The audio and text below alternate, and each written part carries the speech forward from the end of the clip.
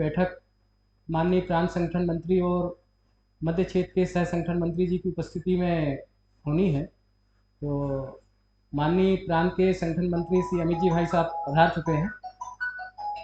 आइए सर।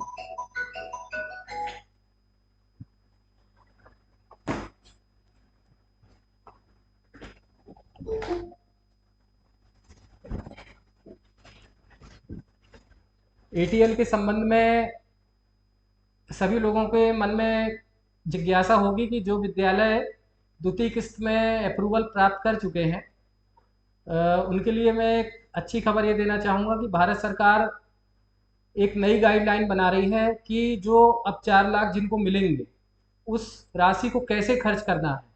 इसीलिए वो राशि अभी तक रिलीज़ नहीं की जा रही, क्योंकि यदि वो रिलीज़ कर देते हैं और उसकी गाइडलाइन नहीं बना पा रहे हैं तो वो खर्च हो जाएगी। तो मेरी कल ही चर्चा हुई थी नीति आयोग में कि जो हमारे 40-42 विद्यालय अप्रूवल हैं अप्रैल के पहले के, उनकी राशि अभी तक प्राप्त नहीं हो पाई है। उसके संबंध में उन्होंने यही बताया कि नई गाइडलाइन चल रही है, जैसे ही पीएफएमएस का पोर्टल चालू होगा उस पर नई गाइडलाइन आपकी शो हो जाएगी और आपके खाते पे 4 लाख रुपए की राशि ट्रांसफ़र कर दी जाएगी। तो जुलाई में भी उनके द्वारा बोला गया था कि प्रयास चल रहा है, और अभी अगस्त में भी कल ही मेरी बात हुई है तो उनके द्वारा यही बोला गया है कि प्रयास चल रहा है, जल्द से जल्द राशि खाते में पहुंचाने की प्रयास किया जा रहा है। दूसरी चीज़, कुछ विद्यालयों में अभी एक लेटर आए हुए हैं, एंथेना इकोनॉमिक्स करके एक एजेंसी है, वो इसकी इंक्वायरी कर रही है एटीएल्स की। तो लगभग पूरे भारत में 10,000 एटीएल में 6,000 एटीएल की जांच होनी है। पहली जो लॉटरी निकली है उसमें 6,000 एटीएल्स की जांच होनी है। उस 6,000 की एटीएल्स की जो जांच होनी है उसमें हमारे प्रांत में भी कुछ विद्यालयों के पास में पत्र और मेल में एक लिंक आई है। तो जिन विद्यालयों के पास में पत्र आए हुए हैं उनको अपना पूरा रिकॉर्ड, उनको पर्सनली व्यक्तिगत रूप से मैंने बता दिया है कि क्या क्या तैयारियां करनी है। मेरे पास में अभी एक ही विद्यालय की जानकारी है, बंडा बेलई सागर में। वहाँ के प्राचार्य जी ने फ़ोन किया था कि उनके पास इस प्रकार का पत्र आया है। उनको मैंने व्यक्तिगत रूप से बता दिया था कि आपको कौन कौन सी चीज़ें तैयार करनी हैं, और उस लिंक में भी आपको सब चीज़ें जानकारी भर के भेजना है। 2 से 3 दिन वो इंक्वायरी पूरी चलेगी। उस पर वो पूरे अपने उपकरणों के साथ आएंगे, जिसमें आपकी पूरे लैब की वीडियो रिकॉर्डिंग, प्राचार्य और एटीएल इंचार्ज दोनों का वीडियो कॉन्फ्रेंसिंग करके उसकी रिकॉर्डिंग करके वो दिल्ली भेजेंगे, और दिल्ली में अधिकारी भी ऑनलाइन वहाँ पर जुड़ेंगे, और रिकॉर्ड भी बहुत बारीकी से चेक किया जाएगा। वो वित्तीय रिकॉर्ड और आपके जो क्लास से संबंधित रिकॉर्ड है वो भी पूरा वो मेंटेन करें। तीसरी चीज़, एटीएल डैशबोर्ड। 1 जनवरी 2023 से एक नई व्यवस्था चालू हुई है, जिसमें एटीएल जो डैशबोर्ड है वो ड्यूल लॉगिन होगा। यानी आप उस पर लॉगिन आईडी पासवर्ड डालेंगे, पासवर्ड डालने के बाद आपके विद्यालय के रजिस्टर्ड ईमेल आईडी पर एक ओटीपी जाएगी। उस ओटीपी को आप डालकर अपना विद्यालय को अपडेट करेंगे। उस पर सभी लोग ये ध्यान रखेंगे कि जनवरी से ये नई व्यवस्था चालू हुई है, इसमें उनका पूरा पुराना रिकॉर्ड पूरा डिलीट हो चुका है। जनवरी से ही आपकी उसमें प्रोग्रेस रिपोर्ट सबमिट होगी। पुरानी 2022 तक की रिपोर्ट उस पर आपको ना शो होगी और ना सबमिट करने का ऑप्शन आएगा। उस पर हो सकता है एटीएल इंचार्ज और प्रिंसिपल के नाम भी पुराने शो हों, आपने जो चेंज किए हों वो ना दिखें आपको, तो आप उसको अपडेट कर सकते हैं, पूरा अपडेट कर सकते हैं। उसमें आपको अलग अलग फॉर्मेट मिलेगा। उसमें एडवाइजरी कमेटी का भी ऑप्शन है, जिसमें 5 या 6 सदस्यीय जो समिति है उसको भी आपको सम्मिलित करना है। मैं माननीय संगठन मंत्री जी से रिक्वेस्ट करूंगा कि कुछ वो भी बोलें, फिर बाद में तो मैं आपको बोलूंगा ही बोलूंगा। भाई साहब पूरा कर लूँ। तो चलिए मैं अपना विषय स्थिर रखता हूँ। अभी कुछ विद्यालयों में द्वितीय किस्त का आवेदन नहीं हुआ है। हमारे पास में सूची है, 5 से 7 विद्यालय हैं महाकौशल प्रांत के, जिसमें द्वितीय किस्त का आवेदन नहीं हुआ है। अभी वो पोर्टल, द्वितीय किस्त के आवेदन के लिए पोर्टल अभी बंद था मई से, वो पोर्टल अब चालू हो गया है, उस पर आवेदन हो सकता है। दूसरी चीज़, अप्रैल महीने तक 30 अप्रैल तक जिन विद्यालयों का अप्रूवल हो गया है, उसमें बहुत सारे विद्यालय हैं, सभी लोग उस लिंक लगभग कैटेगरी में आएंगे। 30 अप्रैल तक जिन विद्यालयों का द्वितीय किस्त का अप्रूवल हो गया है, वो अप्रूवल वाले विद्यालयों को एक साथ पैसा रिलीज किया जाएगा। 30 अप्रैल के बाद जो विद्यालय द्वितीय किस्त पे आवेदन किए हैं, उनके भी नाम है मेरे पास में। वो विद्यालय अभी पेंडिंग चल रहे हैं। आप लोग अगर ट्रांस2 पोर्टल खोलकर देखेंगे तो आप उस पर पेंडिंग की स्थिति पाएंगे। वो पेंडिंग स्थिति इसलिए दिख रही है क्योंकि नीति आयोग का उस पर कहना है कि हम अभी केवल 30 अप्रैल तक जो विद्यालय हमारे पास में अपलोड हुए हैं उन्हीं को हम रिव्यू कर रहे हैं और उन्हीं को हम अप्रूव करेंगे या रिजेक्ट करेंगे। 30 अप्रैल तक के जो विद्यालय हैं, जब वो अप्रूवल या रिजेक्ट हो जाएंगे, उनको फंड रिलीज करने के बाद ही हम नए विद्यालयों को रिव्यू करेंगे।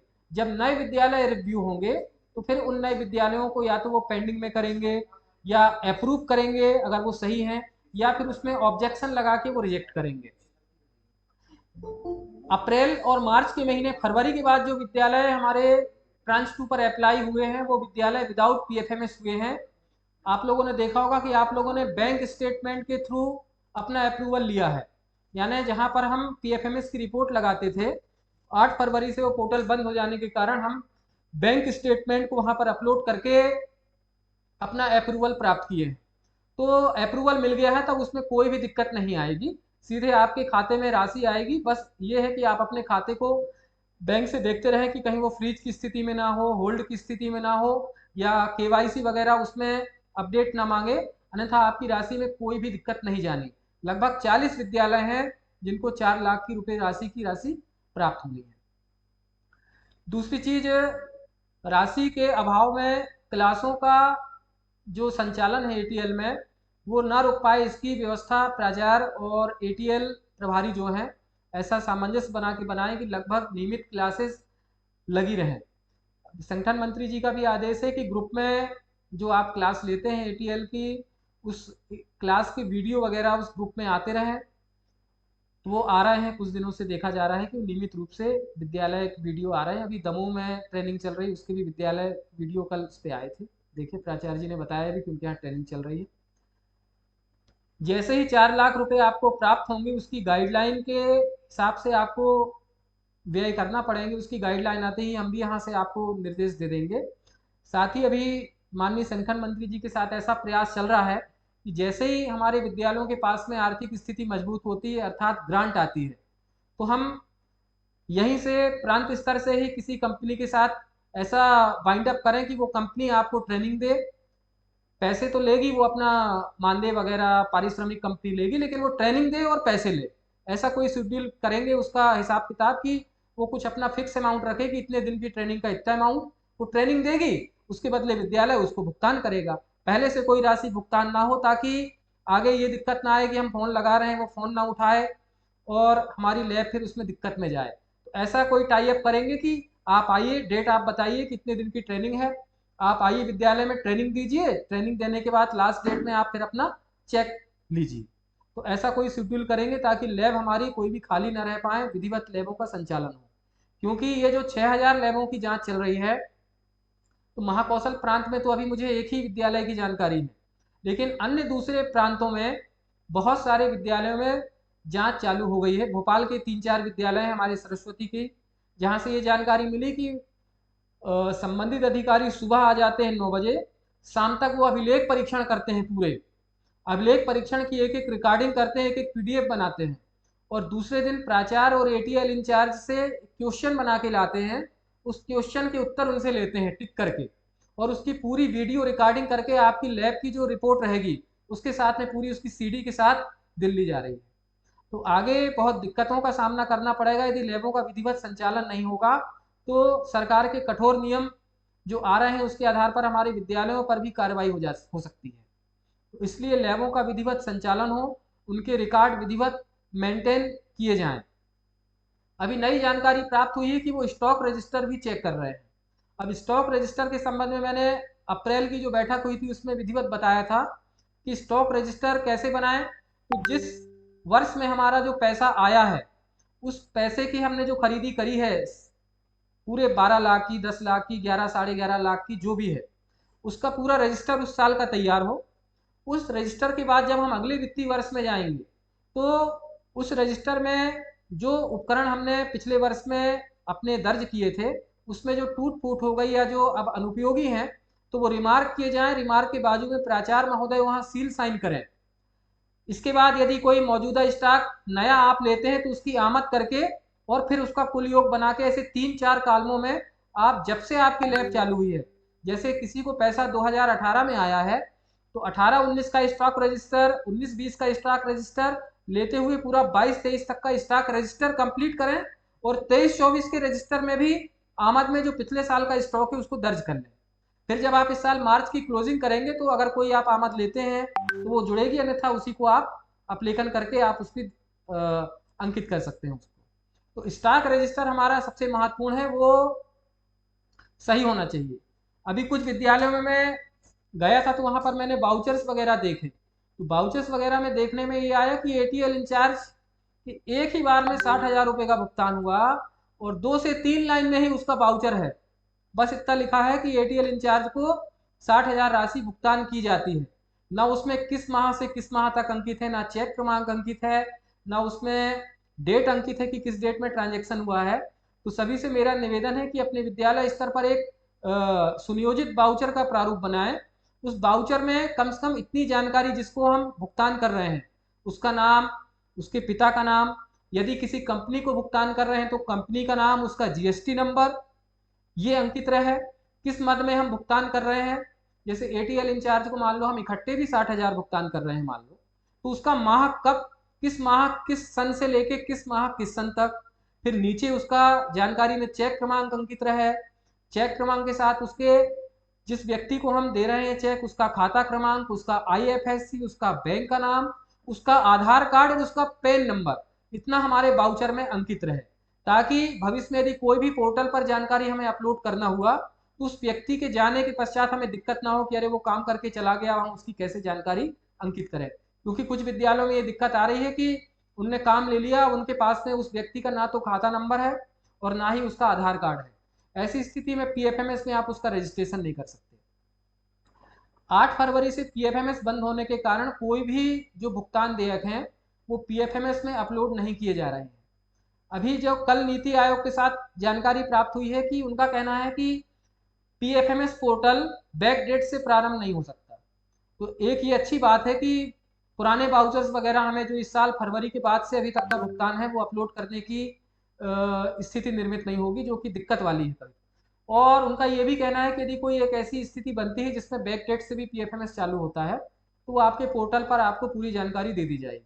तो इस बीच में यदि आपने कोई खर्च किए हैं या आप करने वाले हैं तो भी उसके पूरे बिल वाउचर्स जो जानकारी मैंने दी उसके साथ पूरे मेंटेन किए जाएं, क्योंकि पीएफएमएस चालू होने पर यदि वो कंपनी ब्लैक लिस्टेड हो जाए, चली जाए या संबंधित व्यक्ति मिले ना मिले, कुछ दुर्घटना घट जाए तो हमारी जानकारी अपूर्ण न रहे।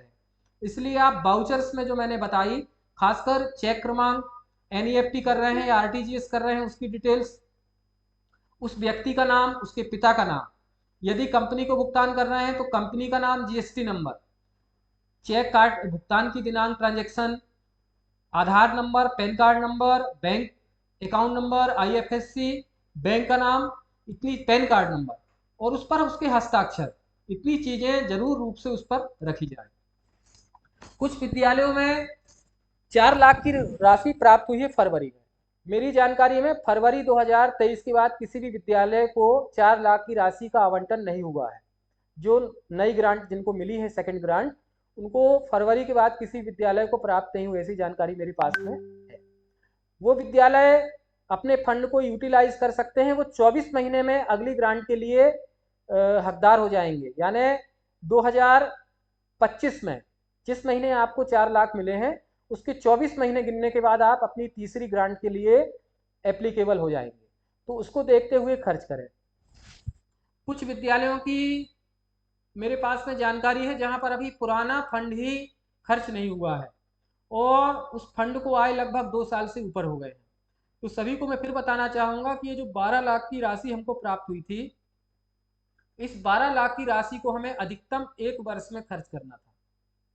1 वर्ष में खर्च करने के पश्चात उसकी उपयोगिता प्रमाण पत्र यूसी पोर्टल पर अपलोड करने थे सीए और प्रिंसिपल के साइन के साथ, और ट्रांस टू पोर्टल पर द्वितीय किस्त की कार्रवाई करनी थी। द्वितीय किस्त की कार्रवाई ठीक है आप 1 साल में नहीं किए तो 2 साल में हो जानी थी, लेकिन अभी देखने में आ रहा है कि 3-3, 4-4 साल बीतने के बाद भी और वो कार्रवाई हमारी अभी तक प्रारंभ नहीं हुई है, जिसके कारण आपके विद्यालय को बहुत लंबा खामियाजा भुगतना पड़ सकता है, क्योंकि रूल्स बहुत स्ट्रिक्ट हैं। आपको 12 महीने के लिए 12 लाख रुपए दिए गए थे, यदि आपने उसका खर्च नहीं किया तो निश्चित ही वो वित्तीय अनियमितता है, आपने उस पैसे को रोक के रखा है। कई विद्यालयों में ये जानकारी है कि उन्होंने करंट अकाउंट का पैसा सेविंग अकाउंट में डाल दिया और उसका ब्याज भी प्राप्त कर लिया, वो जानकारी भी मेरे पास है। मामले सुलझ गए हैं, सब जानकारियां हैं, और हम यहाँ इसलिए बैठते हैं ताकि कहीं पर कोई गलती ना हो पाए। अजयगढ़ से कोई जुड़ा हुआ है? पन्ना जिले में अजयगढ़ से?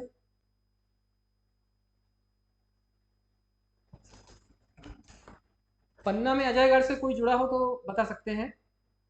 मैं तो प्रभात समझ में जुड़े हूँ, मैंने देखो कितने लोग जुड़े, किसे ये टीआर प्रभात समझ में नहीं जुड़े तो? व्यवहारी से कोई जुड़े हैं? व्यवहारी से?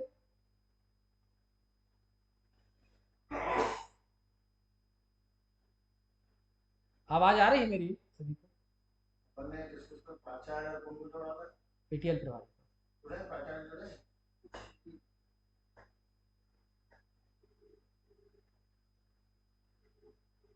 आवाज आ रही है मेरी? बता सकते हैं आप कोई भी? जी सौरभ जी जी जी ठीक भाई साहब। आवाज तो आ रही है जी, व्यवहारी से कोई जुड़े हैं क्या, प्राचार्य जी, आईटीएल इंचार्ज? अजयगढ़ से? सभी विभाग समन्वय को फोन करिए, वो एटीएल प्रभारी और एटीएल के जहां प्राचार्य जुड़े नहीं कि 29-30 लोग जुड़े, 35 लोग केवल। बैठक शुरू हो गई तो बाद में गड़बड़ होती तो फोन करते हैं, सभी विभाग समन्वय को बोलो जरा तुरंत। जी, ये तो बात हो गई हमारे पीएफएमएस पोर्टल और द्वितीय किस्त की ग्रांट के लिए। तो द्वितीय किस्त जिनका अप्रूवल हो चुका है उनको अब चिंता की आवश्यकता नहीं है। अब सरकार का कार्य है पैसा हमारे खाते में अंतरित करना, और हमारा काम है कि खाते को देखना मेंटेन है वो कि नहीं। दूसरी चीज, एटीएल डैशबोर्ड। एटीएल डैशबोर्ड अब बहुत अनिवार्य हो गया है। शासन ने अभी तक हमको 2022 तक के नियमों को शिथिल करके और ग्रांट दी है। बहुत सारे विद्यालय जिनका एटीएल डैशबोर्ड प्रारंभ भी नहीं हुआ था, उनको भी उनने द्वितीय किस्त का आवंटन दे दिया है। ऐसे विद्यालयों की मेरे पास में जानकारी है, उनको उस नियम को उनने शिथिल करके ग्रांट दी है। लेकिन अब 2023 से उनका सीधा कहना है कि एटीएल डैशबोर्ड और पीएफएमएस पोर्टल जैसे ही प्रारंभ होता है, ये दोनों पोर्टल जिन विद्यालयों के मेंटेन रहेंगे, हम केवल उन्हीं विद्यालयों को अपनी द्वितीय किस्त की ग्रांट देंगे, अन्यथा वो ग्रांट हम उनको किसी भी कंडीशन में नहीं देंगे और रिकवरी की कार्रवाई प्रारंभ करेंगे। तो एटीएल डैशबोर्ड, आप जो एटीएल प्रभारी हैं वो अपना एटीएल डैशबोर्ड जनवरी 2023 से ही है वो, तो प्रत्येक माह की 10 तारीख से 15 तारीख तक आप जी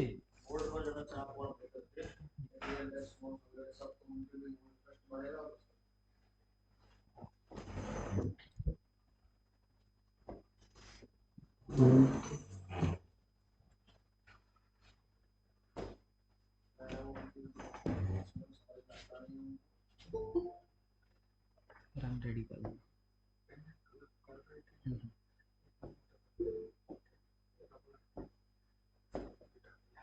राजेश जी कहाँ पर है?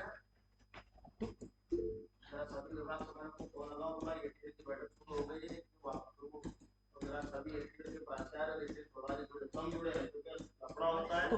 तो हम एटीएल डैशबोर्ड पर जब गूगल में जाएंगे तो हम एटीएल डैशबोर्ड ऐसा उस पर टाइप करेंगे, टाइप करने के बाद हम सर्च करेंगे तो हमारे पास एटीएल डैशबोर्ड की लिंक खुलेगी। उस एटीएल डैशबोर्ड पर हम फिर से क्लिक करते हैं तो हमारे पास में यहाँ पर यूजर नेम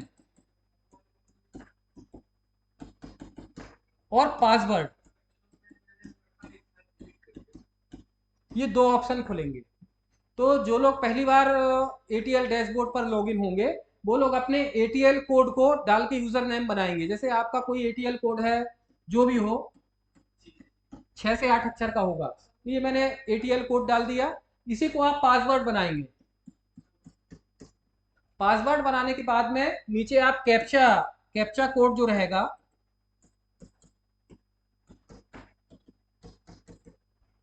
कैप्चा कोड डालने के बाद में आप यहां पर क्लिक करेंगे तो फटाक से आपके विद्यालय के ईमेल पर, जो रजिस्टर्ड ईमेल है, उस रजिस्टर ईमेल पर ओटीपी जाएगा। यहाँ पर आपके ओटीपी का कॉलम खुलेगा।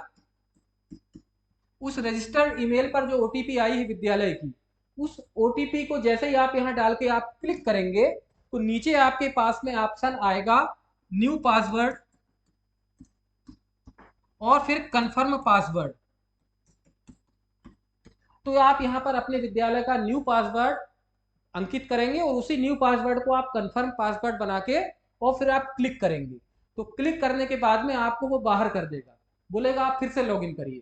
तो जब आप फिर से लॉगिन करेंगे तो अब आपको यूजर नेम में आपका एटीएल डैशबोर्ड रहेगा, जो विद्यालय की यूनिक आईडी है एटीएल की, अंकों में रहती है वो 6 से 8 अंकों की, वो आप डालेंगे। और अब पासवर्ड जो आपने बनाया है उस पासवर्ड को आप डाल के यहाँ पर कैप्चा डाल के सिलेक्ट करेंगे तो सामने आपके सामने स्क्रीन में अब आपका एटीएल डैशबोर्ड खुल जाएगा और उस एटीएल डैशबोर्ड पर आपके विद्यालय का नाम और यूडाइस कोड दिखने लगेगा आपको। आप ऊपर देखेंगे यहाँ तो आपको होम का ऑप्शन रहेगा, यहाँ पर आपको लिखेगा स्कूल रिपोर्ट,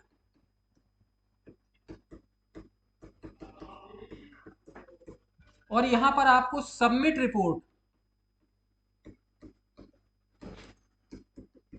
और यहाँ पर आपको कॉन्टेक्ट डिटेल में कोई अपडेट करना है, जैसे आपको अपने विद्यालय का फ़ोन नंबर, नए प्राचार्य आ गए हैं उनका फ़ोन नंबर डालना हो, ईमेल आईडी डालना हो, कुछ भी नई डिटेल्स कॉन्टेक्ट डिटेल डालना है तो आप वहाँ पर डाल सकते हैं।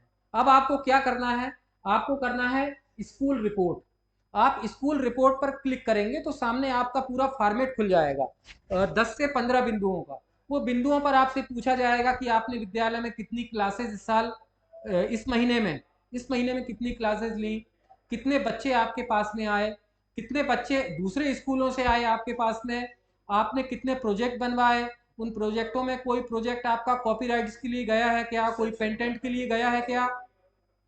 ये तमाम चीज़ें जानकारी पूछने के बाद 10 से 15 बिंदुओं पर जानकारी पूछने के बाद में नीचे आपसे बोलेगा कि आप सेव कर दीजिए उस जानकारी को।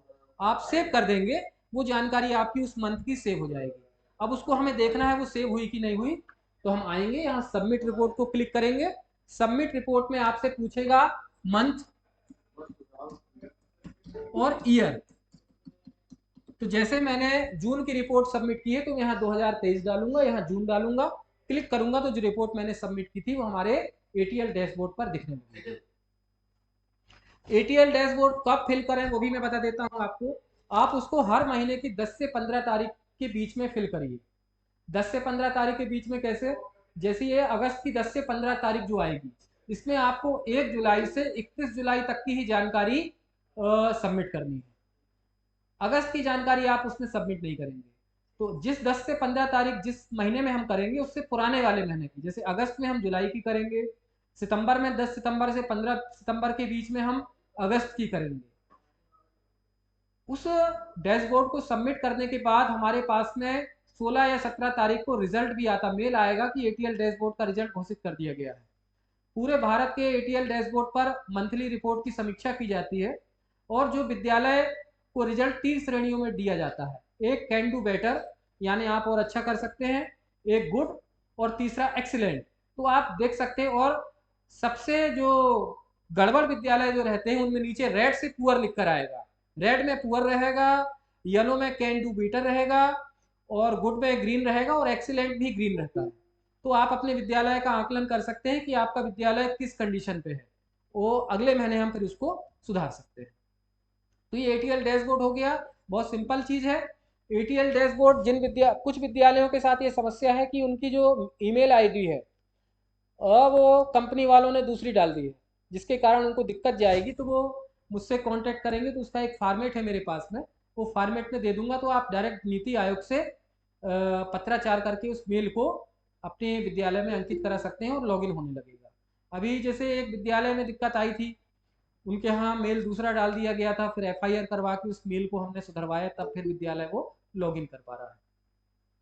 ब्याज के संबंध में मेरा आप लोगों को एक सुझाव है कि मार्च का महीना निकल चुका है, मार्च 2023 तक जिन विद्यालयों में ब्याज आया है, जितना आपने जमा कर दिया हो, जो बचा हो, तो उस ब्याज को आप मार्च तक की स्थिति में निकाल के उस ब्याज को जमा करवा दीजिए। और सभी प्राचार्य जो हैं वो मार्च 2023 तक की स्थिति में अपने विद्यालय की उपयोगिता प्रमाण पत्र बना लें, क्योंकि अभी सितंबर में फिर मैसेज आने वाला है कि मार्च 2023 तक के उपयोगिता प्रमाण पत्र 15 सितंबर तक हमको अपलोड करने पड़ेंगे। अभी पिछले साल हमने मार्च 22 तक के कर दिए हैं।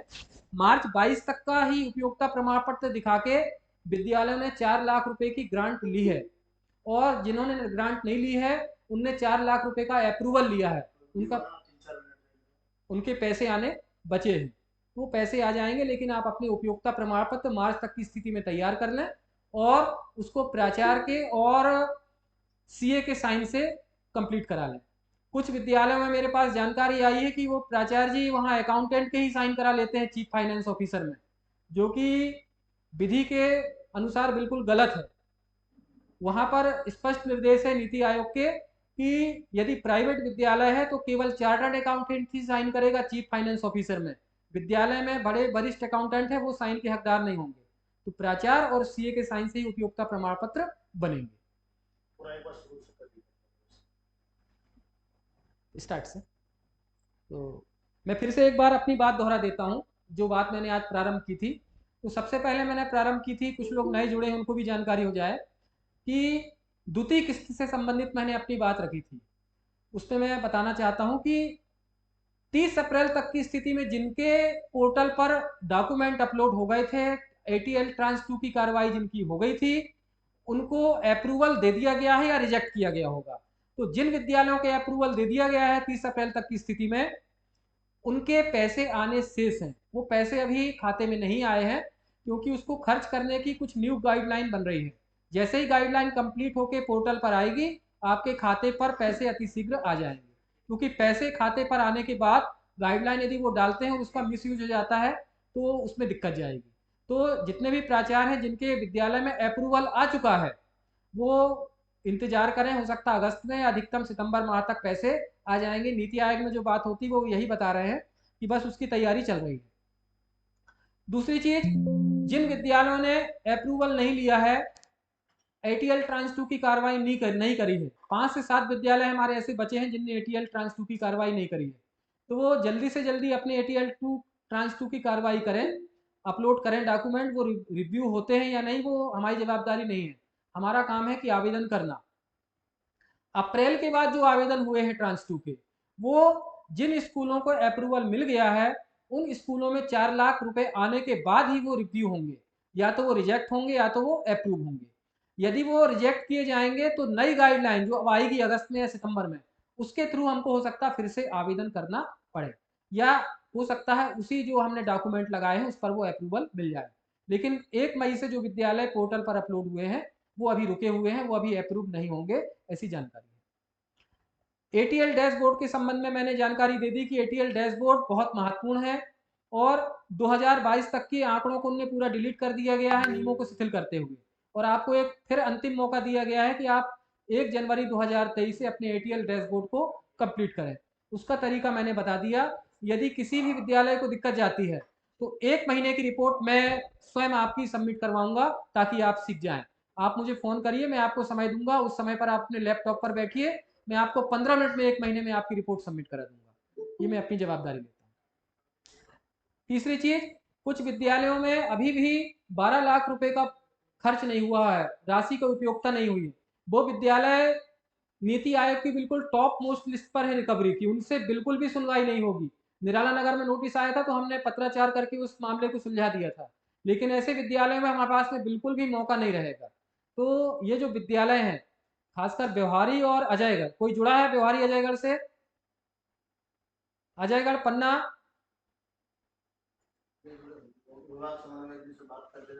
समीपस्थ विद्यालय सूचना थोड़ा दे देंगे, निवेदन है सर। तो इन विद्यालयों पर बहुत जल्दी दिक्कत आ सकती है, मैंने फ़ोन पर उनको तरीका बताया है। दूसरी चीज़, यदि आपके पास में राशि है तो कई लोग मुझसे चर्चा करते हैं कि शुक्ला जी हम शिशु वाटिका की सामग्री ले लें। शहडोल से व्यवहारी नहीं हुआ।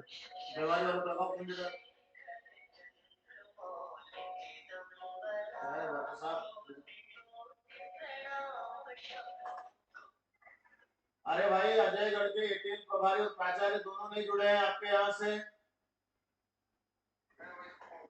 फोन करिए। और कहाँ का है? व्यवहारी से भी कोई नहीं दे रहा है। हाँ, जरा सभी एक दूसरे एटीएल को फोन करिए, अजयगढ़ विभाग समन्वयक जी जितने भी, जरा अपने अपने विभाग समन्वयकों को जरा एक बार लिस्ट है एटीएल की, एटीएल की लिस्ट देकर के जरा बात करिए। वर्कशॉप है और जहां का प्राचार्य और वो नहीं जुड़े वहां पर जरा विभाग समन्वयक जी जरा कार्रवाई करना भाई, जरा उनको एक स्पष्टीकरण जाना चाहिए सबको। प्राचार्य और जो है एटीएल प्रभारी जो नहीं जुड़े हैं, क्योंकि इतनी बड़ी वर्कशॉप चल रही है, बाद में फिर फंसते हैं तो फिर यहाँ प्रांत में फोन करते हैं कि भाई साहब कैसा करें, ये करें। जरा सभी विभाग और कौन से जरा राम शिरोमणि जी को फोन लगाइए, व्यवहारिक कर, जरा आप पता करो कहाँ कहाँ के नहीं जुड़े हैं।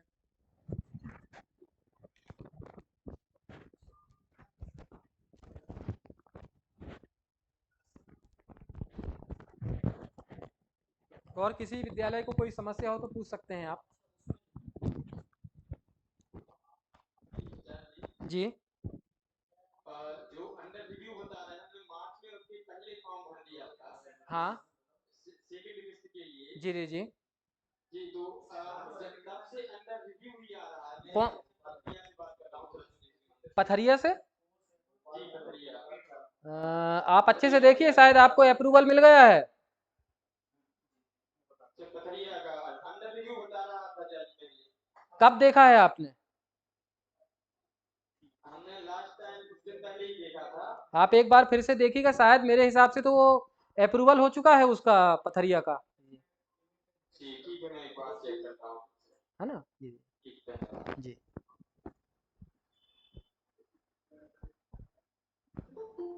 और किसी को कुछ जानकारी लेना हो या कोई समस्या हो तो आप पूछ सकते हैं। हाँ, शुभम जी नमस्कार। जी नमस्ते।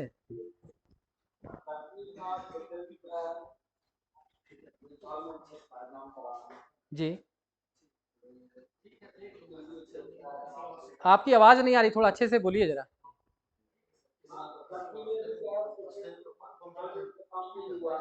जी।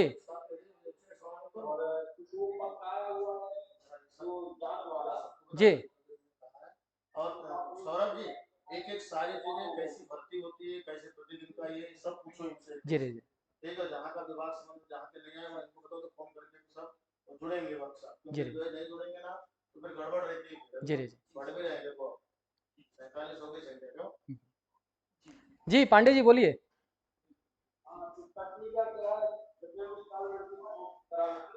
हाँ, आप द्वितीय किस्त की कार्रवाई कराइए जल्दी से।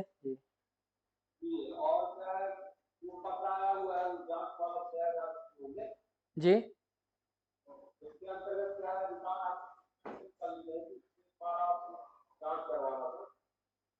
आप वहाँ से पत्र भिजवा दीजिए, मैं देख लूँगा फिर आके। जी।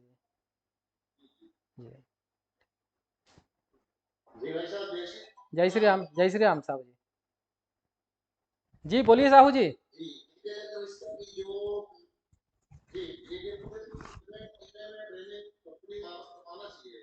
देखिए, अब ट्रेनिंग जितनी कराएंगे उसमें अपना पैसा ही लगेगा, क्योंकि अब ये मान चलिए कि जिससे अपन ने सामग्री खरीदी है वो तो चले गए जी।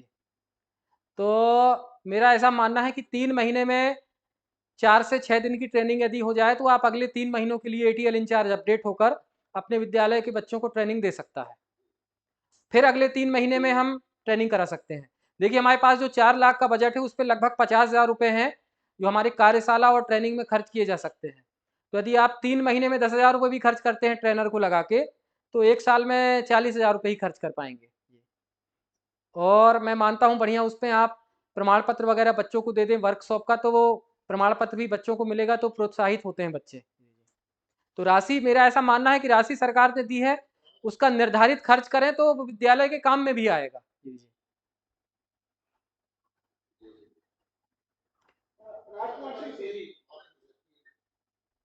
हाँ साहू जी बोलिए। प्रमाण पत्र का भी कोई मानक है, ऐसा प्रमाण पत्र देना है? प्रमाण पत्र विद्यालय स्तर पर आप बनवा सकते हैं, विद्यालय स्तर पर बनवा सकते हैं। उसमें प्राचार्य के, एटीएल इंचार्ज के साइन और समिति के आप जिन माननीय सदस्यों को रखना चाहें उनकी साइन से दे सकते हैं। अंग्रेजी में प्रमाण पत्र दें तो अच्छा है वो।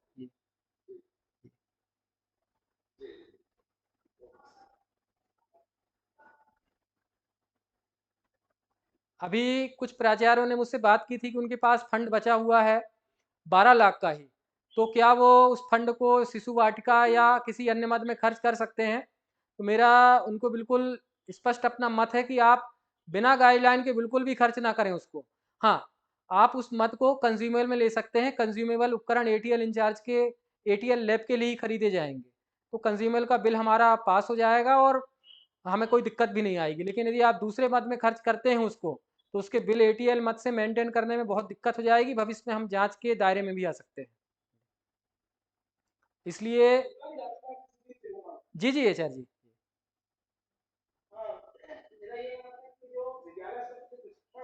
जी जी जी जी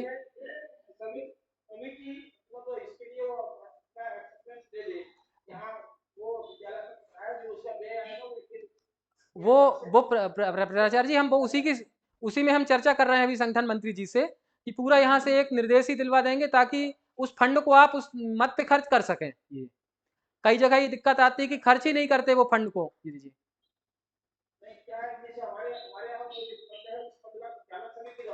जी जी जी जी जी, वो ऐसा ही होगा। जी जी, तो कम से कम अपना पैसा हम खर्च करके बच्चों को ट्रेनिंग तो दे सकेंगे। जी जी नमस्ते। हाँ, नमस्कार। जी ये कह रहे थे कि जो अभी अपने जो प्रभारी को राशि देने की बात है, जी जी जी वो प्रति माह दी जाए या जैसे पर 3 माह में एक बार दे, तो क्या ऐसा कोई इसमें वो तो नहीं? देखिए भाई साहब, मैं बिल्कुल स्पष्ट करना चाहता हूं, आप प्रति माह दे सकते हैं उसको। एक माह से एक तारीख से लेकर 31 तक काम करने के बाद आप 1 तारीख को अगले महीने दे सकते हैं। आपको 3 महीने में देना हो आप 3 महीने का दे सकते हैं, 12 महीने का देना हो 12 महीने का। लेकिन हम अग्रिम ना दें कोई उनको, यानी जितने महीने कर लिया उससे का हम इकट्ठे दे दें उनको। तो 60,000 का एक बाउचर भी बनेगा तो भी कोई दिक्कत नहीं, लेकिन उसमें कम से कम ये लिखा रहा है कि किस मंथ में, किस वर्ष के किस मंथ से किस वर्ष तक हमने दिया, पूरी जानकारी रहे उसमें। जी जी, अब उसमें जी, नहीं तो कई जगह ये दिक्कत आती है कि बस 2 लाइन में लिख देते हैं कि एटीएल इंचार्ज को 60,000 रुपये की राशि दी गई। मैंने देखे हैं बाउचर, तो वो अच्छे नहीं लगते क्योंकि वो तो जांच के दायरे में आएंगे फिर। जी जी अब अभी हमारे यहाँ दलों में चूंकि हमने इसी साल कुछ नई सामग्री भी बुलवाई है। जी, वो कंज्यूमर में आएगी आपकी। मैंने अभी बताया कि वो कंज्यूमर का मद रहता है हमारे पास में 1.5 से 2 लाख रुपए। जी जी, तो हम खर्च कर सकते हैं। अब आपका जो 2 लाख बचेगा, तो उसमें आपके 2 साल के इंचार्ज की सैलरी हो जाएगी 1,20,000 रुपये।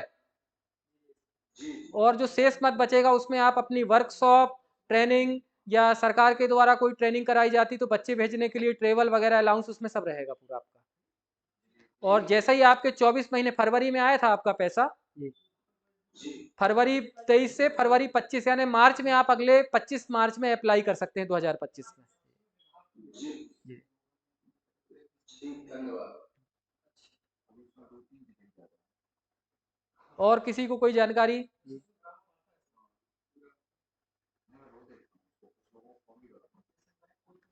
एटीएल इंचार्ज के मानदेय के संबंध में भी मैंने पहले जानकारी स्पष्ट करी है और आज भी स्पष्ट कर रहा हूं कि कई जगह दिक्कत आती है कि एटीएल इंचार्ज की सैलरी नहीं दी जा रही, कहीं पर दी जा रही है। मेरा वही कहना है प्राचार्य महोदय से कि एटीएल इंचार्ज को वो सैलरी नहीं है, वो उसका मानदेय नहीं है, वो एक टोकन अमाउंट है, भत्ता जिसको हम कहते हैं। वो भत्ता कुछ शर्तों पर दिया जाना है। अब आपने किसी को कागज में एटीएल इंचार्ज बना दिया और उसके नाम से भुगतान करें तो वो सही नहीं है। एटीएल इंचार्ज भी अपने कर्तव्य को पूरा करेंगे, क्योंकि उसमें उनको अतिरिक्त समय भी लग सकता है, अतिरिक्त दिन भी लग जाते हैं। जैसे मुझे खुद, मैं हफ्ते में ये मान के चलिए कि 7 दिन कभी कभी महीने में मुझे विद्यालय जाना पड़ता है, संडे को भी जाना पड़ता है एटीएल के काम से। ऐसे ही जो प्रभारी होंगे उनको भी जाना पड़ेगा, डॉक्यूमेंट करेंगे, वो बच्चों को लाएंगे, तो उसका उनको भत्ता दिया जाएगा। उस भत्ते देने के फलस्वरूप उनके जो कर्तव्य हैं वो फिर से बता देना चाहता हूँ। एक तो आपको अपने यूसी और ट्रांच 2 पोर्टल का पूरा काम करना पड़ेगा, यानी आपको डॉक्यूमेंट्स बनाने पड़ेंगे, डॉक्यूमेंट्स मेंटेन करने पड़ेंगे।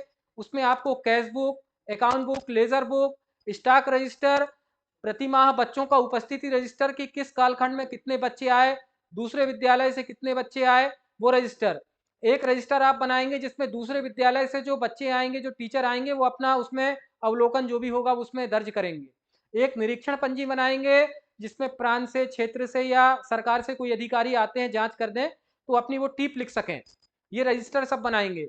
क्लासेस विधिवत आपकी लगे, आपकी लैब विधिवत रहे, उपकरणों का मेंटेन विधिवत हो, ये आपका काम है। दूसरा, डैशबोर्ड, प्रोग्रेस रिपोर्ट हर महीने की। ये डैशबोर्ड आपका हर महीने फिल होना चाहिए। अगर हर महीने फिल नहीं होगा तो ये मान के चला जाएगा कि आपने उस महीने में कोई काम ही नहीं किया, आपकी प्रगति रिपोर्ट नहीं आई। तीसरी चीज, अभी बहुत सा एक अच्छा नीति आयोग ने कार्यक्रम तय किया था। 15 जुलाई से 31 जुलाई तक बच्चों के लिए और टीचरों के लिए उन्होंने एक सर्टिफिकेट कोर्स निकाला था, डिग्री कोर्स। उस कोर्स को करने पर बच्चों को एक बकायदा सर्टिफिकेट दिया जा रहा है भारत सरकार की तरफ से, फाइनेंशियल लिटरेसी, वित्तीय साक्षरता के तहत। और अभी 4 अगस्त और 6 अगस्त को जिन बच्चों ने उस 31 अगस्त तक कोर्स का संचालन किया है, उन बच्चों का अभी टेस्ट होना है 4 से 6 तारीख को, 4 अगस्त को भी और 6 अगस्त को। उसमें निर्देश ये है कि वही बच्चे सम्मिलित होंगे जिनने कोर्स पूरा किया है, तो अपन आप किसी नए बच्चे को सम्मिलित नहीं कर सकते। तो मेरा यही कहना है एटीएल इंचार्ज से कि आपका दायित्व है, प्राचार्य जी नहीं, आपका दायित्व है कि आप रोज मेल खोल कर देखें कोई जानकारी तो नहीं है, पूरा अपडेट करें। डॉक्यूमेंट बनाना, विद्यालय के लैब स्तर के डॉक्यूमेंट, कैशबुक, लेजर, जो भी रजिस्टर मैंने बताए, क्लासों का संचालन, हर महीने प्रगति विवरण रिपोर्ट पूरा पोर्टल पर अपलोड करना, ये एटीएल इंचार्ज का कार्य है। जब ये कार्य करेगा एटीएल इंचार्ज तो निश्चित ही उसको अपने 4 संडे या 5 संडे में से 3 संडे तो देना ही पड़ेगा विद्यालय को। दूसरी चीज, शाम को भी हो सकता है आपको कभी 7 बजे तक काम करना पड़े। तो ये जो भत्ता दिया जा रहा है आपको, टोकन मनी सरकार के द्वारा, ये इसी चीज का दिया जा रहा है। उसमें ये नहीं कह रही वो आपको कि आप सुबह से आए तो 5,000 के लिए आप 8 घंटे अलग से काम करें, ऐसा नहीं। उस काम को आपको विद्यालय समय में करना है, लेकिन विद्यालय समय में वो काम पूरा नहीं होगा तो ओवर टाइम आपको करना पड़ सकता है, संडे को आपको आना पड़ सकता है, कभी कोई प्रतियोगिताएं होंगी तो आपकी छुट्टी भी उसमें ली जा सकती है। वो भत्ता आपका उसी लिए है। तो अगर एटीएल इंचार्ज आपके प्राचार्य जी भी जुड़े हुए हैं, सुन लें वो, कि अगर एटीएल इंचार्ज आपका इतना दायित्व का निर्वहन कर रहे हैं तो उनको भत्ता देने में कहीं कोई दिक्कत नहीं है। लेकिन आपने कागज के तौर पर एटीएल इंचार्ज का गठन कर दिया है, लैब आपकी बंद है, अब पैसा निकालने की बारी आई 60,000 तो कैसे निकालें, वो निकाल रहे हैं तो वो गलत है। इतने डॉक्यूमेंट आपके कंप्लीट हैं तो कोई दिक्कत की बात नहीं है जी। और किसी को? जी जी।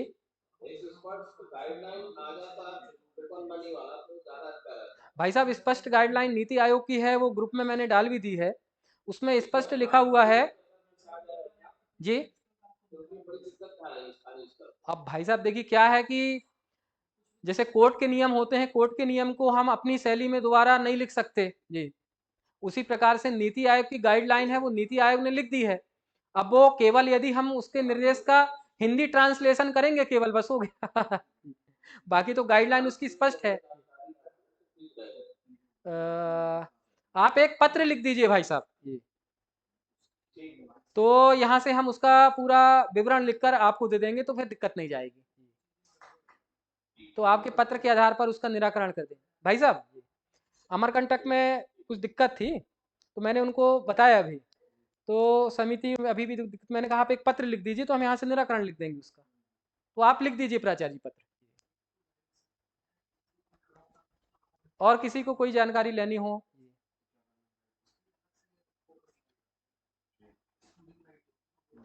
अब बस मैं 2 मिनट से पुनः आ रहा हूँ, जब तक आप लोग और विचार में जी बोलिए।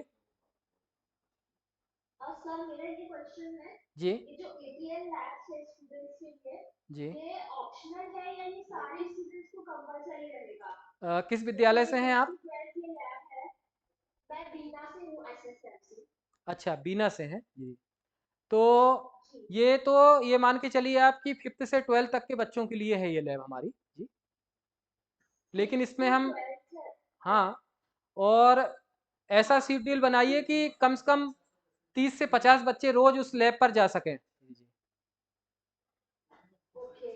तो तो उस ले सर ये जो 30 से 50 बच्चे रहेंगे तो ये मींस मेरा ये क्वेश्चन है कि जैसे 6th क्लास 8th क्लास में अलग अलग क्लासेस हैं, तो जी इनमें से सबको तो ये सबको ये पढ़ना पड़ेगा या फिर ऑप्शनल रहेगा? नहीं, ऑप्शनल नहीं है मैडम, ऑप्शनल नहीं है। एटीएल जो है वो हमारे पूरे बच्चों के लिए है जी। उसमें हर बच्चे को उसकी क्लास के स्टैंडर्ड के हिसाब से हम वहाँ पर सिखा सकते हैं। जैसे आप 6th की 8 बात कर रहे हैं, आपके लैब में आपने देखी होगी इलेक्ट्रॉनिक्स किट होंगी छोटी छोटी, उन किट्स को आप दिखा सकते हैं। जी जी, ठीक है। तो ये सभी बच्चों के लिए, यानी हमारे पूरे बच्चे उस लैब पर जाएं और सीखें, थोड़ा सीखें ज़्यादा सीखें पर सीखें वो। और यदि कोई दिक्कत आती है तो आप संपर्क कर सकती हैं मुझसे। ओके सर, इसका कोई एक मेंटेन परफेक्ट सिलेबस नहीं है कि अपन को इस क्लास को इतना सिखाना है, इस क्लास को इतना, और 11 को इतना, 12 को, मतलब एक लिमिटेशन है उसकी? नहीं, उसकी कोई सिलेबस, कोई लिमिटेशंस नहीं है। जैसे हम विज्ञान पढ़ाते हैं बच्चों को, गणित पढ़ाते हैं, तो हमारे पास में उस क्लास का सिलेबस पता है कि इस साल वो बच्चे क्या क्या पढ़ेंगे, किन किन चीज़ों के बारे में। तो उन चीज़ों से संबंधित हमारे पास में जो उपकरण है लैब में, वो हम बच्चों को सिखा सकते हैं उसके बारे में। जैसे 6th से 6 तक के बच्चों को आप सेंसर से स्टार्ट कर सकते हैं, सेंसर सिखा सकते हैं बच्चों को आप। ओके सर, जी ओके, थैंक यू सर। जी, मैं 2 मिनट से। जी मैं व्यवहारी से बोल रहा हूँ, जी जी जी अटल इंचार्ज। जी। सर, जो अभी मेरे पास राशि जो है, तो फर्स्ट जो इंस्टॉलमेंट हुआ था 12 लाख का, उसमें लगभग अपने पास 1.5 लाख रुपए बचा है जी, तो उसमें मैं कोई सामग्री क्रय कर सकता हूँ अलग से अभी जैसे देखिए मैं आपको उसमें बताना चाहूँगा आपको, जो आपके 1.5 लाख रुपए बचे हुए हैं जो आपके जी, वो आपको कंज्यूमेबल उपकरण खरीदना है एटीएल लैब के लिए ही। तो आप उसमें अच्छी अच्छी कुछ किटें आ रही हैं अभी दमोह में, प्राचार्य जी जुड़े हुए हैं बैठक में हमारे, उनके यहाँ ट्रेनिंग चल रही है दमोह में। जी प्राचार्य नमस्ते। अभी जी, अभी दमोह में ट्रेनिंग चल रही है, दमोह में प्राचार्य जी ने कुछ उपकरण खरीदे हैं अच्छे। अमरकंटक में भी ट्रेनिंग हुई है, उनने भी कुछ उपकरण खरीदे हैं साहू जी के यहाँ। तो वैसी कुछ किटें अच्छी जो आ रही हैं अभी लेटेस्ट टेक्नोलॉजी की, तो हम ले सकते हैं ताकि हमारे छोटे से लेके बड़े तक के बच्चे भी उन किटों को सीख सकें। परंतु उस राशि का उपयोग आप किसी भी अन्य मद में नहीं करेंगे, आप उससे एटीएल की ही सामग्री लेंगे, ताकि भविष्य में यदि हमारे पास में जांच टीम आ जाए तो हम उनको बिल दिखा सकें कि सर हमने ये एटीएल की ही चीज़ ली, कोई अलग से चीज़ नहीं ली। यदि आप उसका अलग मद में उपयोग कर लेंगे तो फिर वो बचने और फंसने का काम हो जाएगा, फिर हमको स्पष्टीकरण देना पड़ेगा। तो आप उससे एटीएल के लिए ही चीज़ें लें, अच्छी किटें ले लें, बहुत अच्छी अच्छी किट्स आती हैं जी। तो उसका, लेकिन सर मेरा मैं अभी जी, कंप्यूटर लिया जा सकता है। कंप्यूटर तो आपने ले लिया होगा ना सर, लैपटॉप प्रोजेक्टर।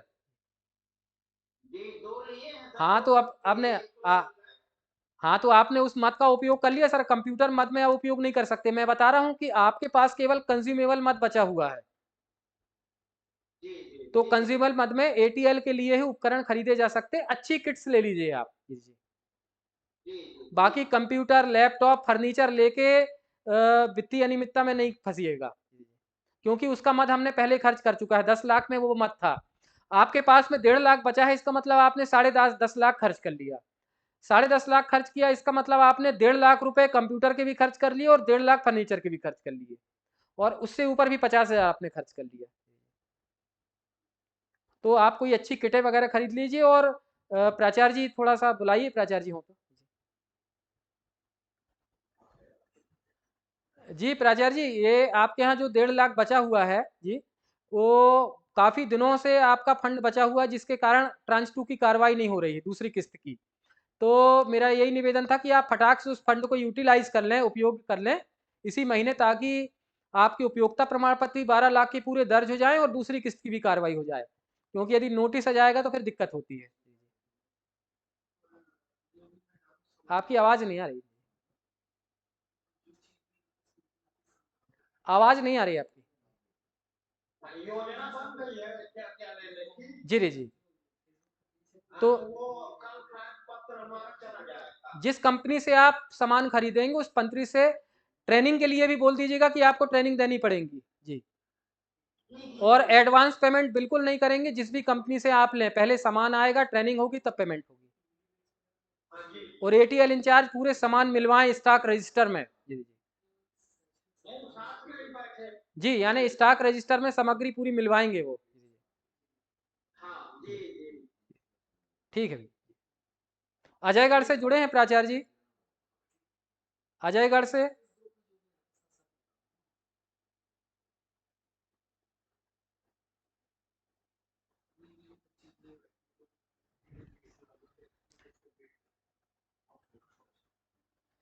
भाई साहब, आप माननीय संगठन मंत्री जी से निवेदन करूंगा कि वो भी कुछ वार्तालाप करें एटीएल के संबंध में। जी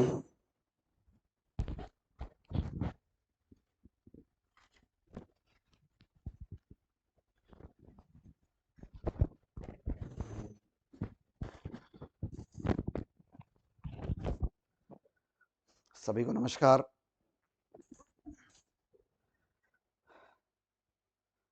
आज दुनिया का हर व्यक्ति चाहता है कि हमें आधुनिक शिक्षा मिले और आधुनिक शिक्षा का में स्किल सबसे प्राथमिकता रखती है। स्किल के लिए ही अभी जो अपनी नई शिक्षा पद्धति आई है उसमें स्किल के लिए बहुत महत्वपूर्ण प्रावधान भी हैं। अभी मैं डिंडोरी गया था, तो डिंडोरी में अपने समनापुर विद्यालय से कोई जुड़ा है एटीएल से?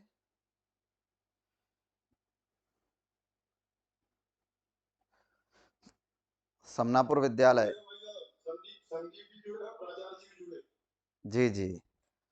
तो वहां गया तो नहीं नहीं, समनापुर जिला डिंडोरी। नहीं नहीं नहीं, समनापुर जिला डिंडोरी वाले जुड़े हैं क्या?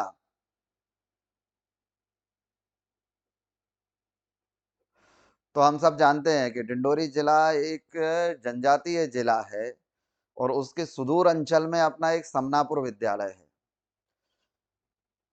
उस समनापुर विद्यालय को एटीएल मिली है। पूरे डिंडोरी जिले में एक भी शासकीय विद्यालय में एटीएल नहीं है। तो जब वहां के कलेक्टर साहब को पता चला कि डिंडोरी सरस्वती विद्यालय को जो है एटीएल मिली है और हमारे शासकीय विद्यालयों में एक भी एटीएल नहीं है, तो उन्होंने हमसे पूछा कि भाई आपको कैसे मिली है, शासकीय विद्यालय में क्यों नहीं मिली? तो उन्होंने हमसे कहा कि भाई क्या हमारे स्कूलों के बच्चे वहां पे प्रैक्टिकल करने के लिए आ सकते हैं क्या, आसपास के? तो हमने कहा हाँ बिल्कुल आ सकते हैं। आज जहाँ कहीं भी अपने सरस्वती शिशु मंदिर है और जिनको एटीएल मिली है वो स्वयं जानते हैं कि इतनी आधुनिक प्रयोगशाला किसी गवर्नमेंट विद्यालय के पास नहीं है। लेकिन अभी मैं जो एटीएल का ग्रुप है उसमें देखता हूं तो मात्र 4-5 विद्यालय ही हैं जो प्रयोग करके उसमें प्रयोग के चित्र भेजते हैं या वीडियो भेजते हैं, जिसमें दमोह जो विद्यालय है, दमोह विद्यालय में सबसे अधिक प्रयोग वहां से आते हैं। अपने हर विद्यालय में जितने भी जहां जहां कितनी एटीएल है अपने पास? 57 एटीएल है। और प्रत्येक विद्यालय की कोई ना कोई गतिविधि प्रतिदिन आना चाहिए। दूसरा, जो गतिविधि होती है हम सब, हमारे यहाँ पर बहुत सारे आचार्य हैं, हमारे विद्यालय के ग्रुप हैं, उन ग्रुपों में भी उसकी गतिविधि शेयर होना चाहिए। सरस्वती शिशु मंदिर एक आधुनिक शिक्षा का केंद्र है। हम हिंदी माध्यम जरूर हैं, लेकिन हमारे यहाँ शिक्षा पद्धति जो है आधुनिक है, तो उसका प्रचार प्रसार भी उसी प्रकार से चाहिए। जब मैं आप सब में देख जुड़े भी होंगे, मैं जो जुड़े हैं वो जानते हैं, मेरे पास में कोई भी गतिविधि आती है और मैं फेसबुक के पे डालता हूँ तो लोग ये पूछते हैं कि अरे ये शिशु मंदिर में होता है क्या? और जिस दिन से मैं आया हूँ उस दिन से मुझे जो गतिविधियां मिलती हैं मैं डालता हूँ, तो लोग ये कहते हैं, बोले भाई साहब आप जिस दिन से आए हैं उस दिन से क्या गतिविधियां, मैंने कहा ये गतिविधियां पुराने समय से चल रही हैं, अभी आने से नहीं हुई, ये पहले से हो रही हैं सारी चीजें, लेकिन उसका प्रचार प्रसार नहीं होता। अपने यहाँ पर भाई साहब जिस विद्यालय में है अपना सिहोरा पनागर, तो वहां पर वहां के विद्यालय के बच्चे जो है, शासकीय विद्यालयों के बच्चे अपने विद्यालय में प्रैक्टिकल करने आते थे, उनने गवर्नमेंट स्कूल से अपने नाम कटा करके अपने इस विद्यालय में एडमिशन कराया, और लगभग ऐसे 22 स्टूडेंट से अधिक स्टूडेंट वो अपने विद्यालयों में आए हैं। तो जो भी गतिविधियां होती हैं, उन गतिविधियों का प्रचार प्रसार चाहिए। दूसरा, जो एटीएल संबंधित जो प्रैक्टिकल्स कराते हैं, तो उसको माने एक व्यवस्थित माने अच्छे से अच्छे तरीके से कराएं, उसके वीडियो तैयार करें, और सबसे बड़ी बात जो है कि उसका रखरखाव चाहिए। मैं कई विद्यालयों में गया हूं, अभी तक मैंने व्यवहारी की एटीएल को देखा, जिस परिसर को उन्होंने एटीएल बनाया वो बहुत सुंदर है, लेकिन वो जितना सुंदर वो है उतने सुंदर प्रैक्टिकल्स भी आने चाहिए। हैं? तो रखरखाव की दृष्टि से कोई भी चीज हमको एक बार प्राप्त होती है, और जितना उसका रखरखाव होगा वो उतनी लंबी चलेगी। मैं अपने अनुभव से कहता हूँ सरस्वती शिशु मंदिरों के, कि मैं भी इतने वर्ष देखने के बाद कि अपने विद्यालयों में चीजों के रखरखाव में बहुत कोताही होती है। इसलिए अकेले एटीएल की ही नहीं, हमारा जो भी है विद्यालय की चीजें, उनका रखरखाव बहुत अच्छे से चाहिए। और मुझे आप सबसे अपेक्षा है, मैं उस एटीएल के ग्रुप में जुड़ा हुआ हूँ, और मैं उसमें देखता हूँ कि किस बच्चे ने क्या डाला। जैसे आज सिर्फ उसमें एक चित्र आया है कहीं से, जिसने कंप्यूटर में एक बच्चा कोई प्रैक्टिकल कर रहा है लैपटॉप रखे हुए सामने, अब वो शायद दमोह से ही आया है आज। तो ये सारी चीजें हैं। तो बस मेरा इतना ही कहना है कि हमारे यहाँ के विद्यार्थियों को अच्छे से अच्छी आधुनिक शिक्षा मिले। दूसरा, हम सब इस चीज में तो प्रयास कर ही रहे हैं, अपने यहाँ के विद्यार्थियों के लिए स्पोर्ट्स में भी प्रयास करना चाहिए कि वो विद्यार्थी स्पोर्ट्स में भी भाग लें। अपने यहाँ जो है क्रीड़ा खेल का जो पाठ्यक्रम है, लगभग 33 खेल अपने यहाँ विद्या भारती में होते हैं, जिनमें से लगभग बहुत सारे विद्यालय ऐसे हैं जिनमें एक एक खेल ही मुश्किल होता है। इस वर्ष जो प्रांत की खेल की प्रतियोगिताएं हैं, उन खेल की प्रतियोगिताओं में अपने प्रत्येक विद्यालय से कम 5 टीमें आनी चाहिए, 5 प्रकार के खेलों की। बाकी जिस भी विद्यालय में मैं प्रवास में आऊंगा, तो प्राथमिकता के आधार पर अगर वहाँ एटीएल है, तो जो बच्चे ने प्रयोग किए हैं उन प्रयोग करने वाले बच्चों से जरूर मिलूंगा, और देखूंगा भी कि वो क्या करते हैं। लेकिन बस मेरा इतना ही है कि उस जो प्रयोग होते हैं उनका प्रचार प्रसार करें, ताकि समाज में एक संदेश जाए कि हमारे विद्यालय स्किल के क्षेत्र में बहुत ज्यादा प्रयास कर रहे हैं। धन्यवाद।